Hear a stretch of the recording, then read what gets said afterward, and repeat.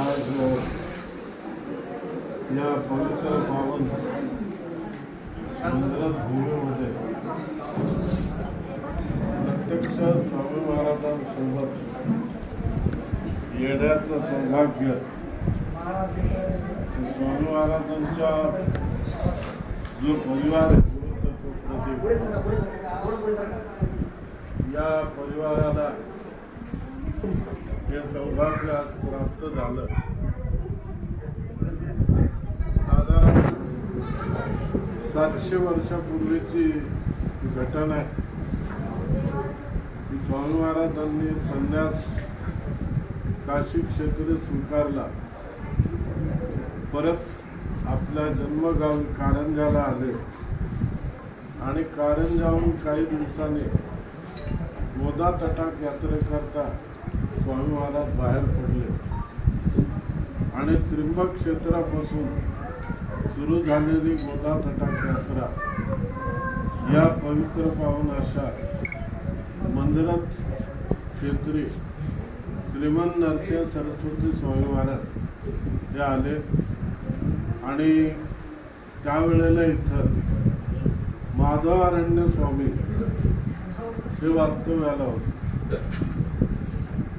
त्यांची उपासना नरसिंहाची होती आणि त्या दोन थोर विभूतींमध्ये इथं संवाद झाला. दोघांमध्ये सुसंवाद झाला. माधवारण्य स्वामींना इथं मार्गदर्शन केलं.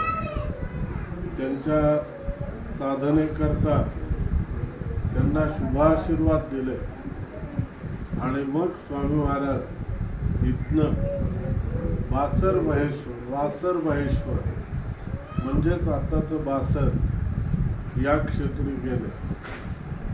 स्वामी महाराज पुनश्च एकदा एवढ्या वर्षानंतर या पवित्र पावनाशा मंदिर क्षेत्री आले आणि स्वामी महाराजांच्या सोबत येण्याचं सौभाग्य हे स्वामी महाराजांचा जो परिवार गुरुतत्व या परिवाराला लाभलं. याच निमित्ताने मी समस्त मंदिरवासियांना विनंती करतो की स्वामी महाराजांच्या आज्ञेने 25 डिसेंबर ते 2 जानेवारी या कालखंडामध्ये श्री क्षेत्र गाणगापूर इथं एक मोठ्या भक्ती सोहळ्याचं आयोजन केलेलं आहे.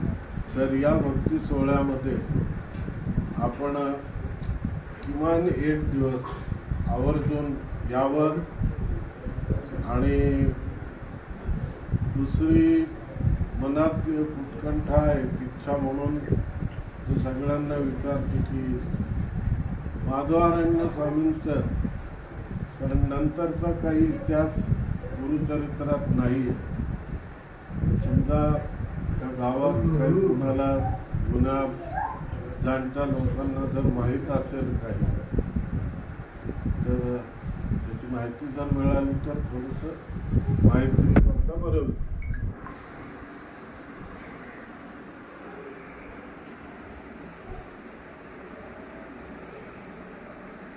माहिती असेल तर सांगा.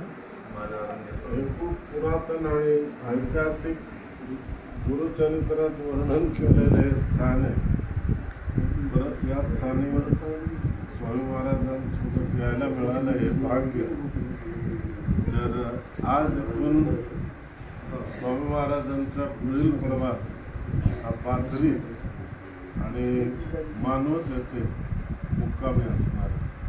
ही पालखी रथयात्रा 26 तारखेला कारंजाहून निघाली आणि 20 तारखेला गाणगापूर इथं पोचणार. श्री गुरुदेव.